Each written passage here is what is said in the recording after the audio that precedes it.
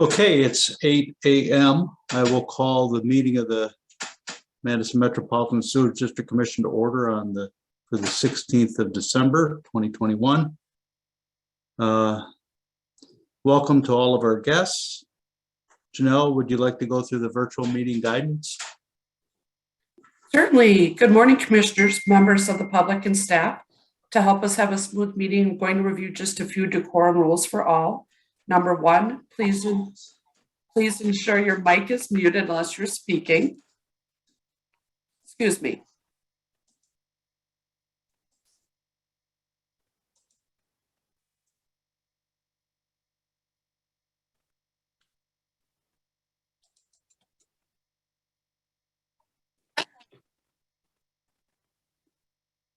Janelle, are you still there?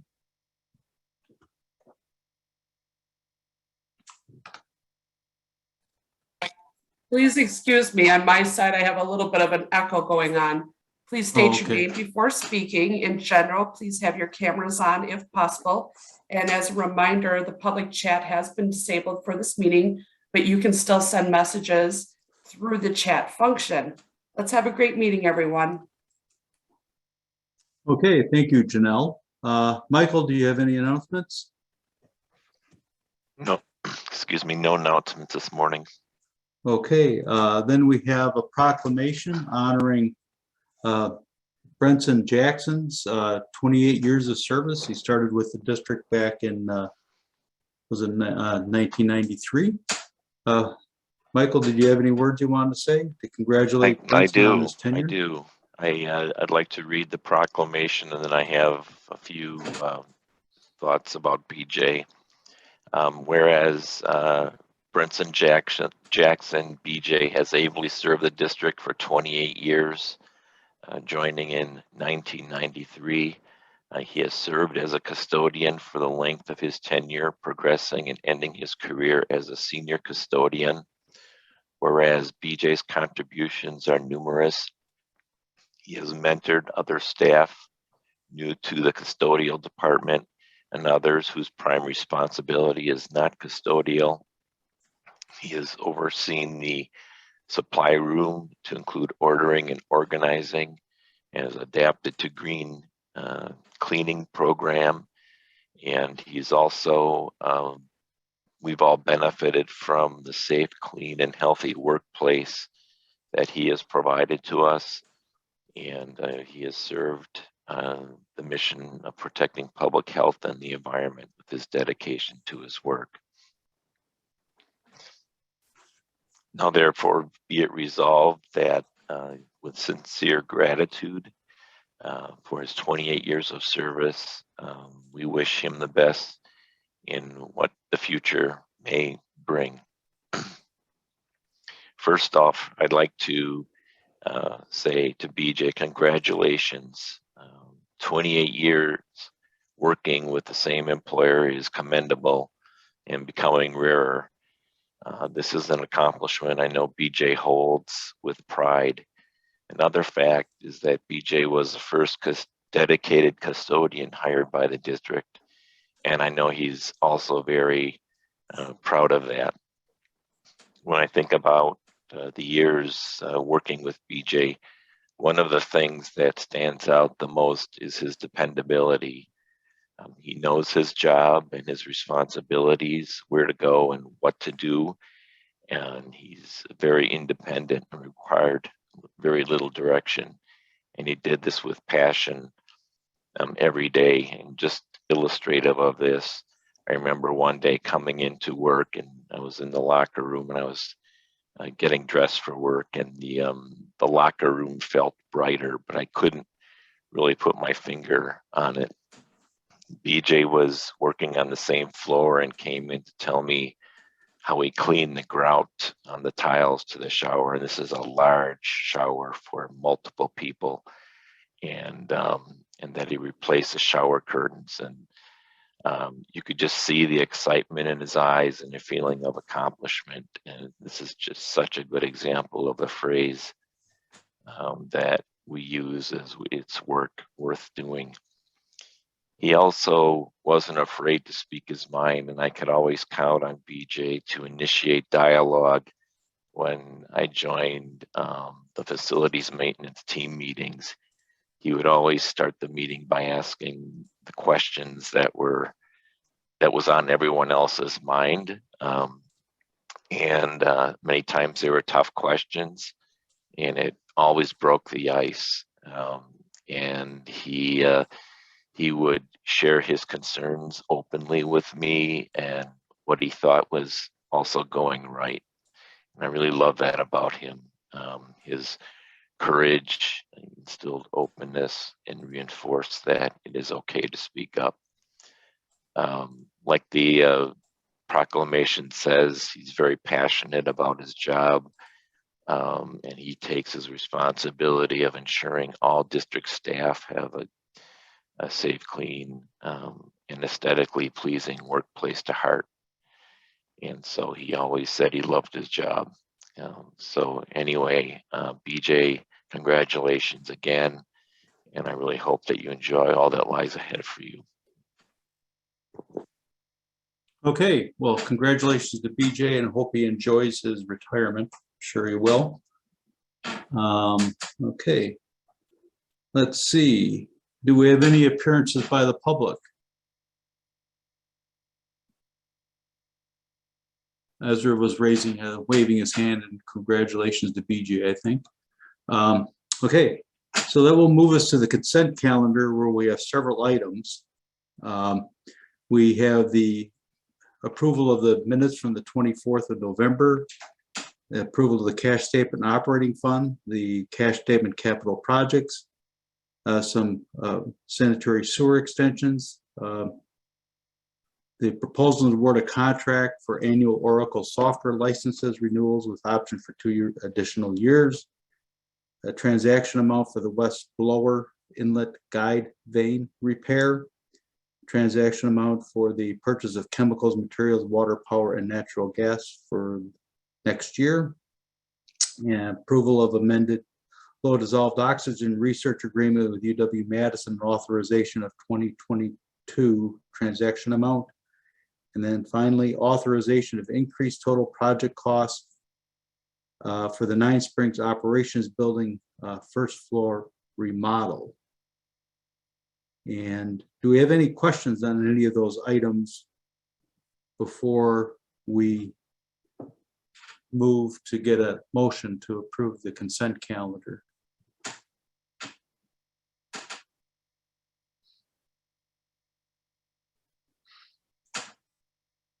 Okay, I don't see anybody. So do we have a motion to approve the consent calendar? I'll move approval of the consent calendar. Okay, we have a motion by Commissioner Meyer. I'll second Tom, Commissioner Clark. Okay, second by Commissioner Clark. Motion by Commissioner Meyer, second by Commissioner Clark to approve all of the items on the consent calendar. All in favor say aye. Aye. Aye. Aye. And any opposed? Okay, none, motion carries. Okay, no topics. Then that will move us directly into the Chief Engineer and Director's report, the CED. Thank you. I have 6 reports this morning before I turn it over to Amanda, who will introduce the district's new website that went live Friday afternoon. We were expecting high winds yesterday, and our O&M department did some pre-planning work yesterday afternoon to hook up portable generators to vehicles and have electrical staff on standby for quick response to power failures. The weather did produce power outages at 9 of our stations in total, including some of our smaller stations that we maintain in Dunn and Lake Farm Park, but also 3 of our main pumping stations, 14, 7, and 18. With the combination of permanent generators at the sites and electrical staff, there were no backups or sanitary sewer overflows. The pumping station 14 which is off Wheeler Road, used its automatic electrical service transfer switch. So we did not have any interruptions in power. And pumping station 18 in Monona has a generator at the site that turned on and continued service for the area.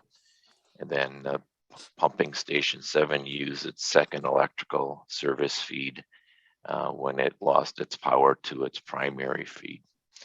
All the others done in the town of Madison, we used our portable generator, so it was a busy night. It was a small extreme weather event, but it just shows that the preparedness allowed us to have a successful response.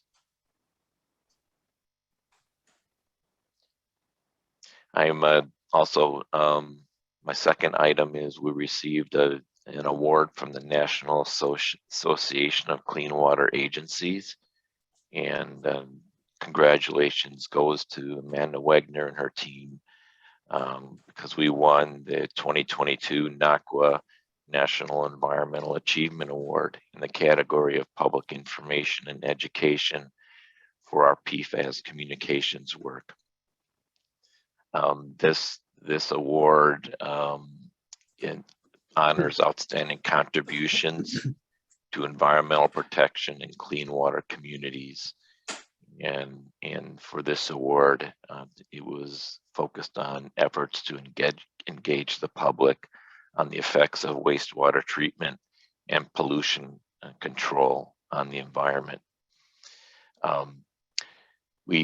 This project was started because lacking public available resources to educate the public on PFAS and the shortage of information specific to PFAS and wastewater and biosolids, the district launched the PFAS Initiative website in January 2021 to help fill those gaps.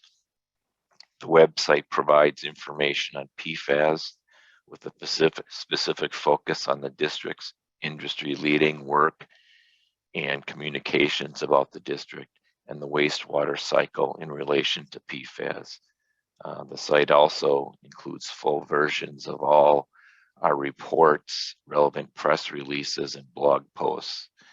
And because we all have a role to play in minimizing PFAS in the environment, our homes and our businesses, the website also provides practical tips for consumers and businesses for reducing their use of PFAS.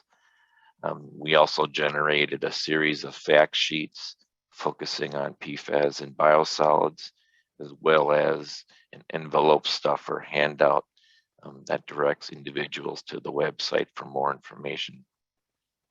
This website has been well received and cited as a go-to resource by our partners, and the site will be updated and populated with relevant information so that this award really recognizes this work, and I want to congratulate the team for that. The next item is our trainee program. The commission may recall that in the 2022 budget, they funded a new program, a trainee program.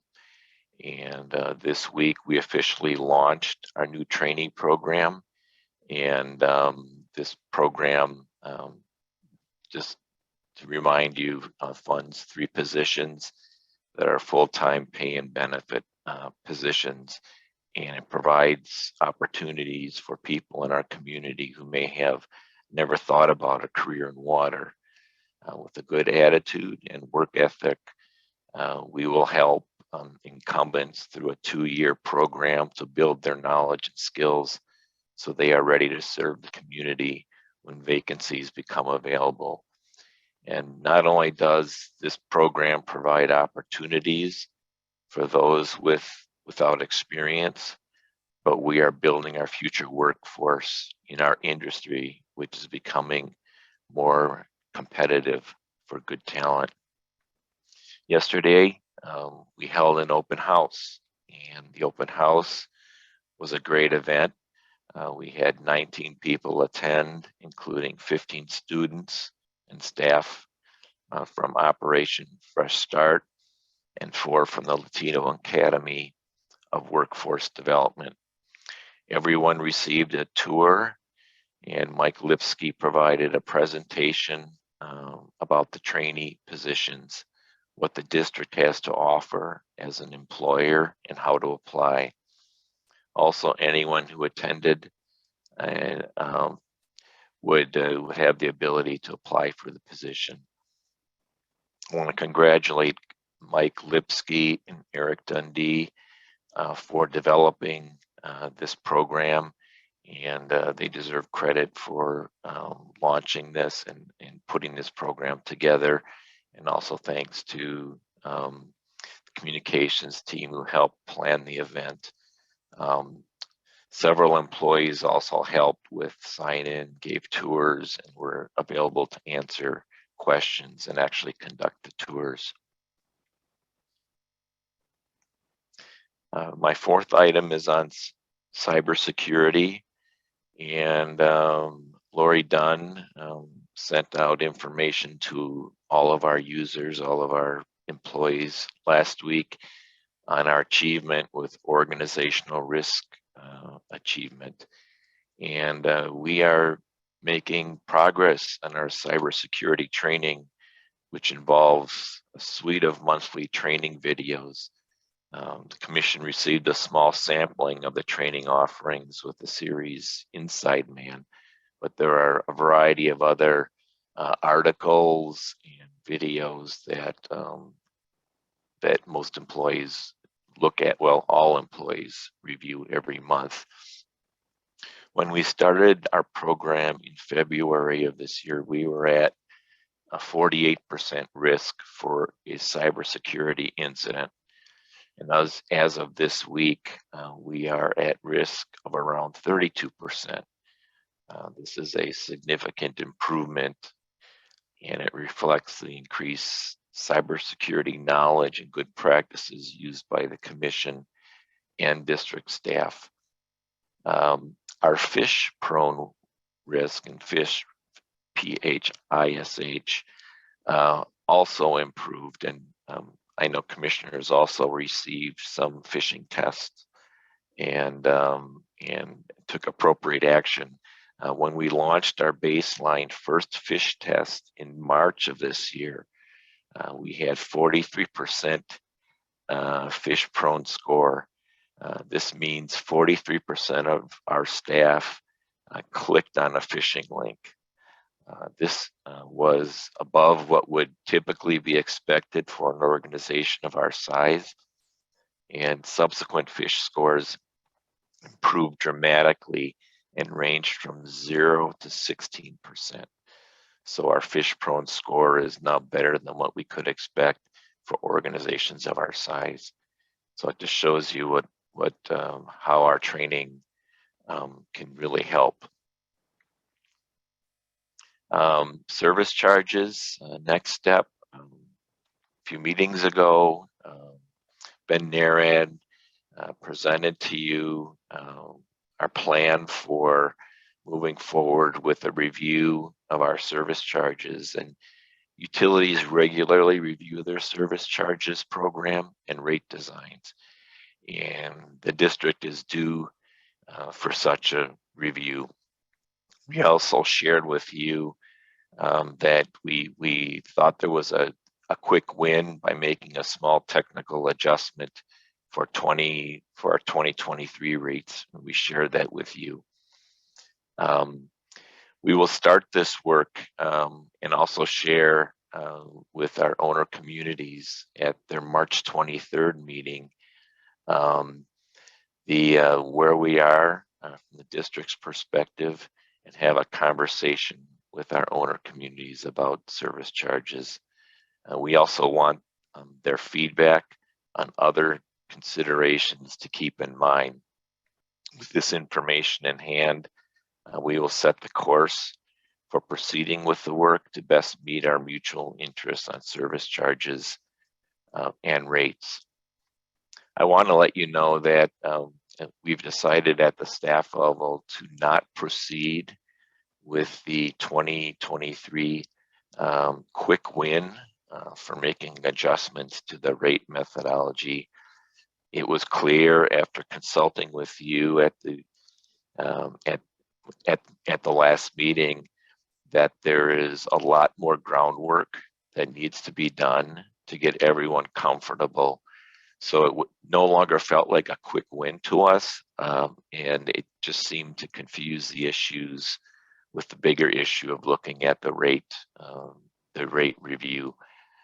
So we've shelved that, or maybe not shelved it, but we're not going to proceed with any adjustments for 2023. We're going to continue with our normal methodology as planned. And I just want to thank the commission again. It's really valuable, and we can share these, what we're thinking with you, and you can give us good feedback that helps us and guides us when we move forward.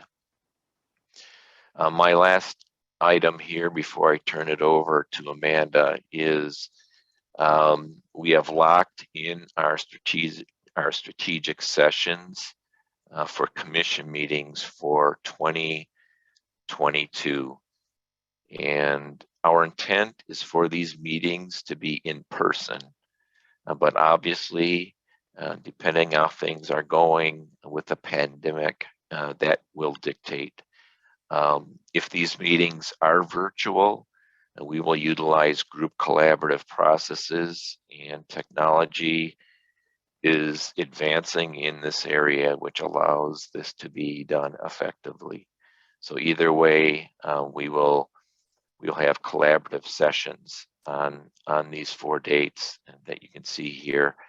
One thing to note, that you can expect these meetings to be longer than a typical meeting. We are planning content to not exceed 3 hours, but that will always depend on the content. So as you block your calendars out, expect that these meetings could be longer than a typical commission meeting. I'll stop there and see if there are any questions for me.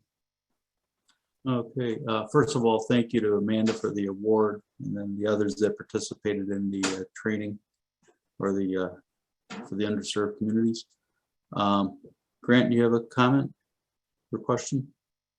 Yeah, a question on the rate discussion. So you had a date for an owner community sort of discussion to get some feedback there. Do you have any sense at this point of how you're imagining kind of the broader timeline, and like with sort of commission discussions versus owner community feedback versus staff work? We're still assembling that, and we expect to return to a future commission meeting after we have the owner meeting in March. Then we will return to the commission meeting and go through the schedule with you. Okay, and I guess just it seems like a real critical one, and I don't know what our attendance has been typically at those meetings, but it seems like they're not always, wholly representative of the broader community. So just, I guess, want to make sure that whatever, the feedback we get there is taken for what it is, or we're, in addition to like a standing meeting, we're maybe reaching out directly to owners that aren't able to attend that meeting, or just, I guess, just want to make sure that as we approach this one, we're really thoughtful that and we're confident that we've got kind of representative feedback from everybody. Thank you. This first meeting is just introducing that to our owners, that we're going to be studying service charges, and it will be an extensive process. That process is the process design that Bill Walker and Ben Narad are putting together will involve likely a technical subcommittee to be involved. It will involve selecting a consultant where owner communities will likely be involved, and going through that process of reviewing options along the way. So it's probably going to be a multi-year process. So this meeting is not the first engagement. Matter of fact, we're really not asking them much about the rates themselves at this first meeting. It's more about, here's like, we're going to be going forward with this process and just getting some initial thoughts. So, and we'll share that full process with the commission at an upcoming meeting. That sounds great. Thank you. Okay, anyone else have any questions? I don't see any hands up, so, okay, thank you, Michael. That It's will okay. then move us to, I'll move Amanda? to the website and maybe I'll start this off. I'd now like to turn it over to Amanda to introduce our new website. And Amanda and her team have been working all year on this project. And actually the planning started the year before that. And you'll see the results are speak for themselves. It's a very great looking website. It reflects our brand. It's clean, fresh, positive, and focuses on people. And it is really, really easy on the eyes, and it really draws you in with the amazing new content. And now with that, I will turn it over to Amanda. Thank you, Michael. Amanda Wagner, Communications and Public Affairs Manager here at the district. Michael covered probably a quarter of my talking points, but that is okay. So yes, I am delighted to share our brand new website, just launched on last Friday afternoon. It was about a year's worth of work. So we first solicited RFPs back in November of 2020. We had more than 70 RFPs submitted for this. So a lot of interest. We ultimately went with a firm out of South Dakota, and they were wonderful to work with. So yes, as you'll see, new, bright, brand appropriate website with the colors and whatnot. We really had a focus on the user interface and the user experience. So one of the challenges of our website was it was really difficult to find things. So a couple of things we've done with this new website is we have what are called in the field mega menus. So you can really very clearly find the topic that you're looking for in these big menus. We also use data to see what people were clicking on the prior website. So this right here, our most requested, represents the top 6 pieces of information that people were looking for on the prior site. And then we also takes that one step further and go a little bit deeper with the things that we want people to be able to find on the new website. So yeah, just easier to navigate, more user-friendly. For commission's awareness, all of your information is underneath this commission text link at the very top. And if you click through Janelle's email from the other day, you would have landed here on this page where you have your agenda packet, the meeting presentations, the next 4 or 5 commission meetings, and then just basically all of the stuff you used to have in the right-hand side of the previous website. A couple of things that aren't going to be apparent when you look here at the website. We really focused on accessibility. So we invested in a new tool that allows us to basically check for accessibility. So some of those things are manual. Some of those things we can just kind of run a program and make sure that that our website is usable by people who perhaps have low vision. They maybe have fine motor control issues, things such as that. So that's something that was not necessarily, that we were not doing a great job of on the prior website. It's also very mobile friendly. So as more and more people rely on their devices for accessing the internet, that was an important consideration for us as well. And then just it's much easier for staff to use. The prior website was really hard for staff to update. Just a lot more shareability here too, which is great as we really focus in on brand awareness and getting the district out into this public sphere. So we've got a blog on our website, which Amy Stiger, who is our somewhat new communications and marketing specialist, she is writing for the blog. So just lots more opportunity for engagement and us to really showcase the district, its people, and the work that we do. And I'm happy to answer any questions anyone might have. Okay, thank you very much, Amanda. It looks very nice. Any questions? Okay, Amanda, I have one. You had where on that one page where the top topics of the old website are there. Does that automatically change, based every month or every 2 months or 3 months based on who's clicking where? Or is that just? Yeah, it doesn't automatically update, but we could go in every once in a while and update this to reflect what people are requesting. It's a bit of a chicken and an egg by virtue of us putting in here front and center. It'll also be the things that are most clicked on, but it's certainly something that we can re-look at our data and adjust accordingly, which is certainly much easier to do now with the new website. Yeah, understand. Okay. I don't see any other hands up. So, okay, thank you very much. There are also, I wanted to add that there are also some new refreshed videos of the district that have been produced, and that we're going to showcase those at a future meeting. Okay, good. Thank you. So congratulations to the communications team. Okay, that will take us to the operations report. Alan?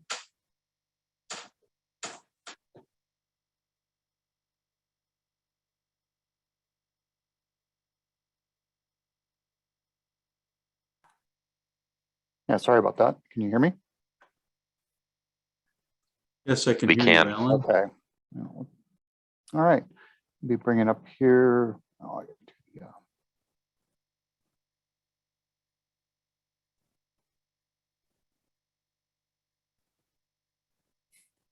Come.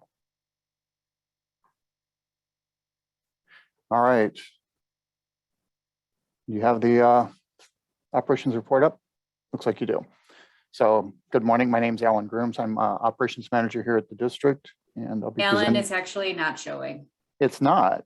No, you might be on the wrong screen. It's still the full view of everybody. Interesting.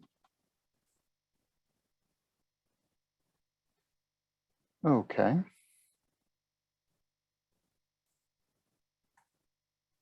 That better? No, still can't see it. Okay. Alan, I can also pull it up. I have it on my screen. Yeah, if if you're you could do struggling. that. I'm sorry, Amanda. No, don't apologize. I'm happy to do it.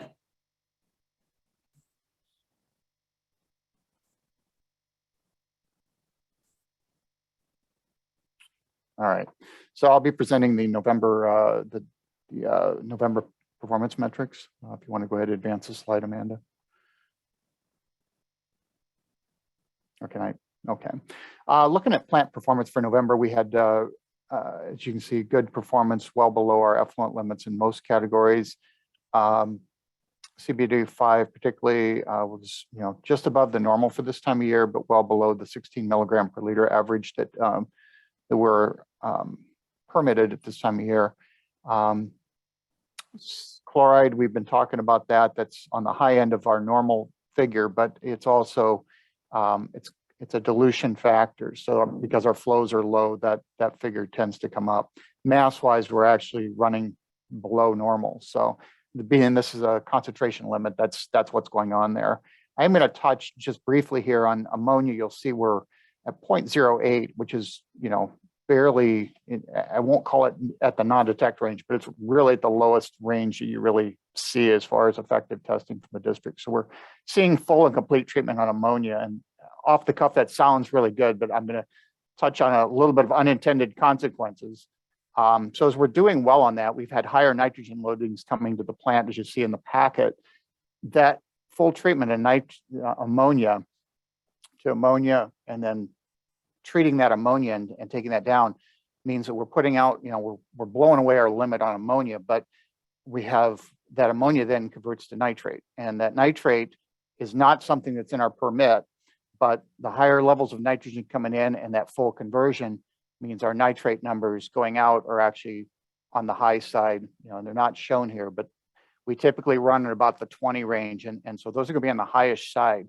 Where that becomes significant is in the final clarifiers. We sometimes, under the right conditions, have the next step in that process, a denitrification step. And so that nitrate then is converted to nitrogen gas, which is, it's inert gas. That's ideally what we want to do, put it back into the atmosphere. Those bubbles form at the bottom of the clarifier and rise and cling to the sludge, the total suspended solids that's in there. And because we do biological phosphorus removal, that also has phosphorus contained in that. So that act there of getting really good treatment on the ammonia is also resulting in a little bit of degradation here on total suspended solids. You'll see we're a little higher than we'd like to be. Similarly with phosphorus, those two tend to run in tandem. So a little bit of unintended consequences, and I guess an agenda item for continuing to fund the research. That's something our research program with Matt Seib has been working on, trying to look at low DO treatment. We've talked about that a lot in an energy context, what the potential is to save energy. And that's, we're putting less air in the water. But what we would expect to see from this standpoint is those ammonia numbers might be higher. We might be running closer to our limit, but we also would be getting more of, a more complete treatment of the nitrate as well. So our total nitrogen number would probably be cut in half, and we'd be using less energy. So there are some other difficulties associated with that, which is of course why we're doing research and not just plowing ahead with it. But that's just kind of a little bit of how those things tend to connect a little bit in the treatment plant. So any questions on that? So I've got a question. Sure. Does ammonia, if you were to move to that new process, does it vary much that we would, if it's up toward the limit, would we ever put ourselves in a position where we might overcome the limit? Or is it fairly stable so you have a high level of confidence that we would probably never exceed our limit? It's a great question, Commissioner Hubble. Very, very insightful. What we would be doing in that kind of treatment process, and we've looked at it in the past here, would be probably an ammonia-based aeration control. Currently, we control on the dissolved oxygen number, and so we get complete treatment of our BOD and our ammonia. But we would go to in-base and monitoring of the ammonia number, and rather than the DO being the primary control parameter. So the blowers would adjust in order to, as the ammonia levels come up, we would adjust to manage that level. And so we would be targeting probably a specific number that we would want to see coming out of the basins on ammonia. And that number would be higher than what we're seeing here. It'd be closer to maybe some of the summertime numbers that we might see when we struggle a little bit more to get treatment, probably closer to maybe 1 milligram per liter, just well below our limit, but it's, it also represents better treatment in other areas and a significant energy savings potentially. So, but what it amounts to is we would have to change our instrumentation and our control strategies from what we're doing now. And the reason we haven't already done that, we looked at it, we're limited by how much we can turn down the existing blowers. So it really requires a much more global replacement of processes and equipment in order for us to take advantage of that potential. So, and that's kind of what we're looking to move into here with liquid processing phase 2 and phase 3 as we move further into this. So I feel like I'm talking too much on this, but if you're interested in it as a commission, I'm happy to answer questions. So we'll go ahead and advance the slide, Amanda. Okay, thank you, Alan. Yeah. And as far as resource recovery, these numbers really aren't much of a surprise. Our struvite numbers, we kind of anticipated we were going to come in below. We're been on a steady trend coming down a little bit in those numbers. Clean water, which is representative of being a dry year, that's going to come in. We've got one more month to add to this, but we're definitely going to be below normal numbers on that.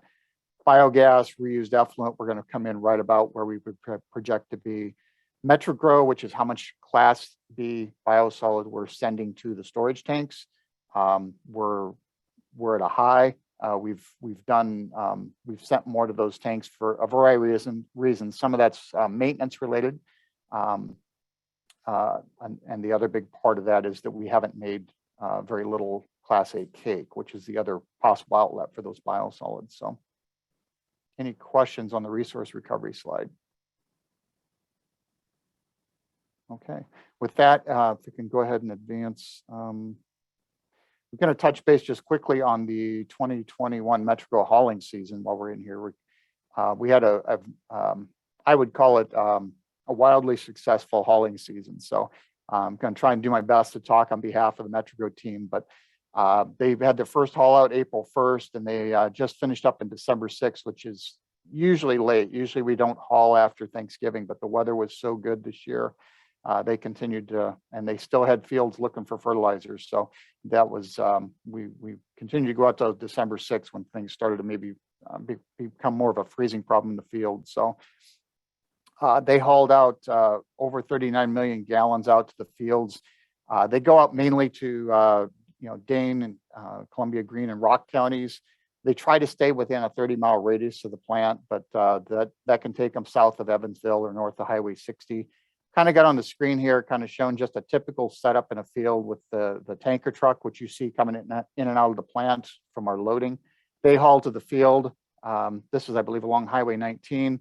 You've got cones set up, and then you can see that trailer is connected to what we call a nurse tank in the field. So that's basically, just think of it as a temporary storage tank. So that truck can come and go as they need to, and the Terrigator can fill as it needs to. So that third piece of equipment you see next to that nurse tank is one of our Terrigators. So go ahead and advance, Amanda. Some, as far as the hauling season, I talked a little bit to Ross what that kind of amounts to.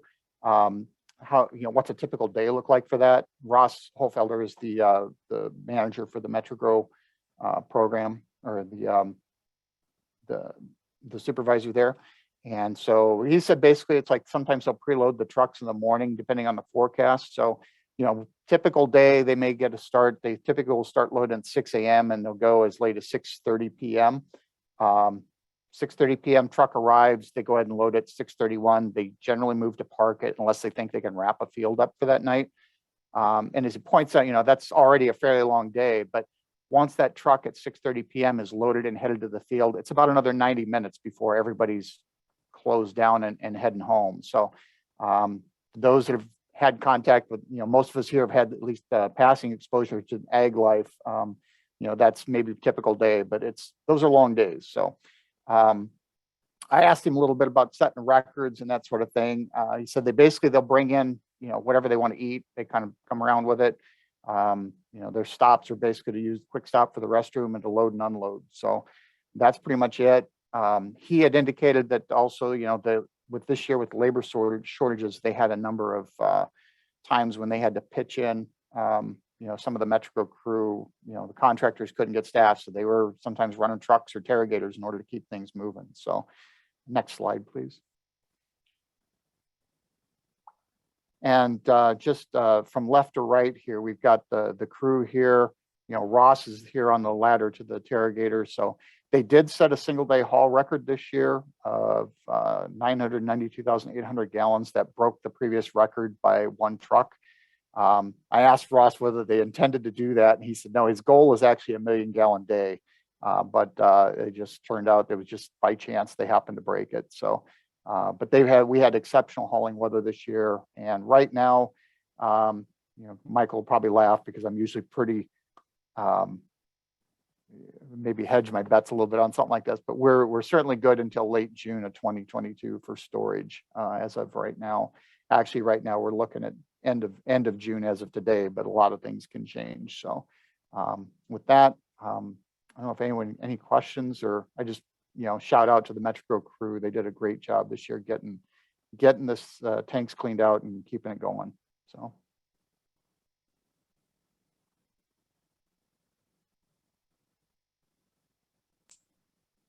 Okay, Alan, I just was thinking how different it was than 2 years ago when we were struggling with the freezing temperatures by now and all the snow that we had in October. And what caused issues all the way through the spring and summer of the following year, 2020. Yeah, no, it was, yeah, where we had that, tried to do that emergency contract, Commissioner Hubble, where we had, Yep. yeah, that was quite an unusual year. So a lot can change. And we've been talking about how dry it is now, favorable, you know, a lot of good things about being dry, but you know, there's it can go either way. So. Okay, anybody have any other question or any questions? I don't see any hands up. Okay, are you done, Alan? Anything else you had to add? Yes, I'm done. Thank you, Commissioner. Okay, thank you. Okay, that will take us to Paul Kent, the regulatory and legal report. Well, good morning, everybody. It appears that there was a last or end of the year rush to get some things done. So there's actually a few things that have happened on the regulatory front. The bill to make minor amendments to the Clean Water Act application process to basically some streamlining was signed into law. There was rules regarding operator certification, allowing third-party administration to help expedite and provide some other options on that. That was approved at the December Natural Resources Board meeting. The December meeting also approved the DNR rules regarding dental amalgam. Now that, you know, we've done dental amalgam work for a long time, but EPA finally got around to having its regulations out there, and so that these rules follow up on the EPA requirements. So not a lot of practical changes, but good to know that the programs we've been involved with, you know, have that additional regulatory authority in back of them now. Probably the biggest news is that the PFAS rules had hearings. The hearing on the surface water standards occurred on December 10th. Comments were received through December 15th. And you know, we helped in trying to provide some positive feedback and also raised some questions and work with Marty on that. Right now, they're scheduled to go to the Natural Resources Board probably in February. Whether they will be approved and over to the legislature in time to avoid the deadlines that they have. They've got a 30-month deadline from the initiation of the rules. It's going to be kind of a race to the finish, but they should go to the legislature, and then we'll see what the folks at the legislature do with them. But anyway, some fairly significant movement on that front. So that's all I have on that for now, but if there's any questions, I'd be glad to entertain them as well. Okay, I don't see any hands up. Thank you very much, Paul. You bet. Okay, that will take us to the future meeting schedule, which is in the packet, and Michael mentioned to mark off 4 dates next year where we'll have longer than normal meetings. Then that takes us to future agenda topics. Anyone have any topics?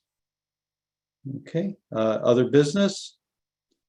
And then do we have a motion to adjourn since Tom Wilson isn't here? I'll make that motion, Tom. Commissioner Clark.